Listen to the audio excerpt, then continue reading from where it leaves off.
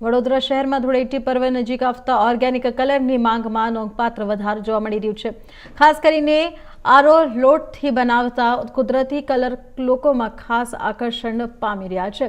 Organic કલરની ખાસિયત એ છે કે તે ચામડી માટે સુરક્ષિત હોય છે। સામાન્ય કેમિકલ કલરથી થતી બળતરા અને ચામડીના રોગની સમસ્યાને ધ્યાનમાં રાખીને વેપારીઓએ કુદરતી વિકલ્પ તરફ વળાંક લીધો છે। કલર બનાવનાર વિશાલ ચુનારાએ જણાવ્યું કે ગ્રાહકોની માંગને ધ્યાનમાં રાખીને આરો લોટથી ઓર્ગેનિક કલર બનાવવાની શરૂઆત કરવામાં આવી। વર્ષોથી તમે આ કલર બનાવો છો, કયા પ્રકારનો કલર બનાવો છો, શું કેમિકલ વાપરવામાં આવે છે અને શું ડિમાન્ડ છે?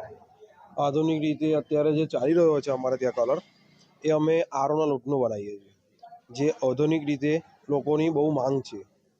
અને આ કલરથી અમારા ત્યાંથી કોઈ ચામડીનો રોગ કે આંખમાં લાગવાથી કોઈ લાય કે બરાટના નહીં થતા।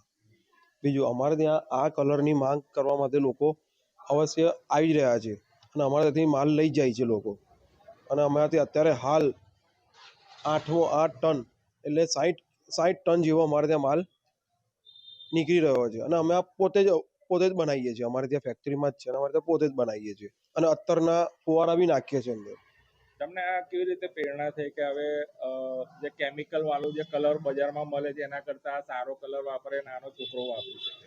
આમાં અમારે ત્યાં જે બધા માંગ કરતા હતા કે ભાઈ અમારે ત્યાં 1 વર્ષ પહેલાં એવું કહેતા હતા કે આ કલરથી ચામડી બળતરા થાય છે, આ થાય છે, તો અમે એને કાઢીને સાઈડ પર જ નાખી દીધું ને અમે આ રીતે આરોના લોટનું ચાલુ કર્યું। પબ્લિકને શું મેસેજ કહેજો કે આવો જ કલર વાપરવાનો? પબ્લિકને એવું કહીએ છીએ કે આ કલર વાપરવાથી તમારા કોઈ નુકસાનકારક છે નહીં અને તમે તમારી રીતે ગમે એવી ધૂળેટી રમી શકો। આ કામ તમે ક્યારથી શરૂ કરો છો? 10 વર્ષથી, 10 થી 12 વર્ષ જેવું થયું। શરૂઆત ક્યારથી એટલે અત્યારે જ 1 મહિનાથી કે 1.5 મહિના? આ તો અમારે ત્યાં તો ચાલુ રહી છે। અમે તો અમુક વાર ગુલાલ લેવા આવે છે, લોકોના પ્રસંગ હોય તો કલર કંકુ લેવા આવે છે, બધું અમારે ત્યાં હોય છે, ચાલુ જ હોય છે અમારી ત્યાં આગળ। શું નામ તમારું? વિશાલ ચુનારા।